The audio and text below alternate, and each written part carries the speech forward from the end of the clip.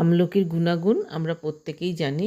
এটা যেমন স্কিনের জন্যও ভালো, ত্বকের জন্যও কিন্তু অত্যন্ত উপকারী এই আমলকি। এই আমলকি আমরা সারা বছরের জন্য কিভাবে সংরক্ষণ করব সেটাই তোমাদের সঙ্গে আজকে আমি শেয়ার করছি। প্রথমে আমলকি বাজার থেকে এনে খুব ভালো করে ধুয়ে জলটাকে খুব ভালো করে শুকিয়ে নিতে হবে। আমি এটাকে রোদে দিয়ে শুকিয়ে নিয়েছিলাম, তোমরা চাইলে কোনো টাওয়েল দিয়ে মুছে নিতে পারো।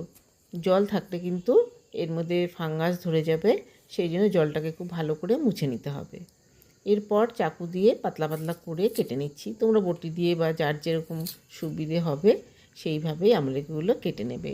এভাবে কেটে একটা প্লেটের মধ্যে নিয়ে নিচ্ছি। সব আমলকিগুলো কেটে একটা প্লেটের মধ্যে নিয়ে নেব। এই আমলকির শুকনো তৈরি করে সারা বছর সংরক্ষণ করার জন্য কিন্তু বিশেষ কিছু প্রয়োজন হয় না। এখানে যেমন শুধু ভালো জাতের একটু আমলকি প্রয়োজন হয়, আর দিয়ে দেব সামান্য একটু লবণ আর পর্যাপ্ত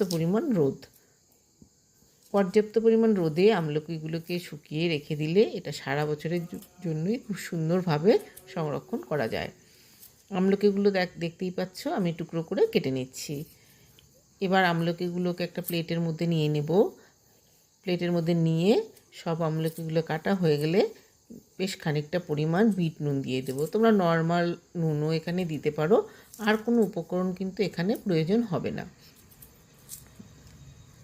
খুব পাতলা করে কাটছি, দেখতেই পাচ্ছ। পাতলা করে কাটলে এটা খুব তাড়াতাড়ি ভালো করে শুকিয়ে যাবে, সেই জন্য সবসময় পাতলা করে কাটার চেষ্টা করবে। সব কটা আমলকি এরকম পাতলা করে কেটে নিয়ে নেব।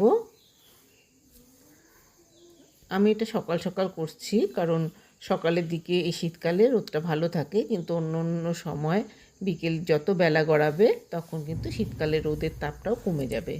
সেই জন্য সকাল সকাল আমলকিটাকে কেটে এভাবে রোদে দেওয়ার চেষ্টা করবে। সবগুলো আমার কাটা হয়ে গেছে, দেখতেই পাচ্ছ। আমলকিগুলো কেটে নিয়েছি।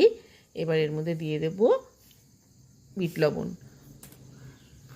পরিমাণটা বুঝে ব্যবহার করবে। আমরা যে প্যাকেটের আমলকিগুলো খেয়ে থাকি প্রচুর লবণ থাকে, খেতে ভালো লাগে না অনেক সময়, সেই জন্য আমি এখানে 2 চামচ মতো আমলকির মধ্যে লবণ দিয়ে দিলাম। বিট নুন দিয়েছি এখানে।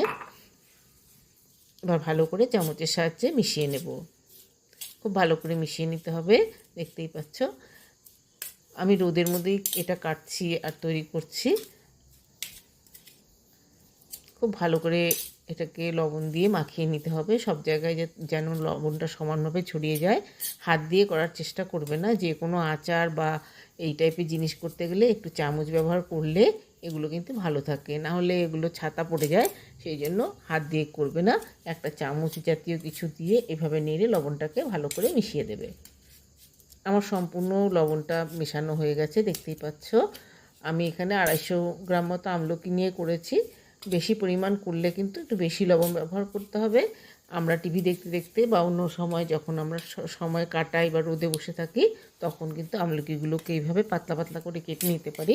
তাহলে কিন্তু সময় অনেকটাই বেঁচে যাবে, কারণ কাজের সময় এগুলো করা যাবে না, হাতে সময় নিয়ে এগুলো করতে হবে। আর গল্প করতে করতে এইভাবে যদি আমরা এগুলো তৈরি করি তাহলে কিন্তু মনেই হবে না এতগুলো আমলকি কেটেছি বা এগুলোকে পরিষ্কার করে নিয়েছি।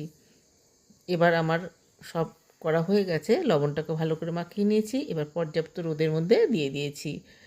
এবার এটাকে শুকিয়ে নেওয়ার পালা। 3-4 দিন টানা এরকম রোদের মধ্যে দিয়ে রাখবে, তারপর দেখবে এটা শুকনো হয়ে যাবে আর কালারটাও কিন্তু চেঞ্জ হয়ে যাবে। আমি আজকে কেটেছি বলে এটার কালারটা এরকমই রয়েছে।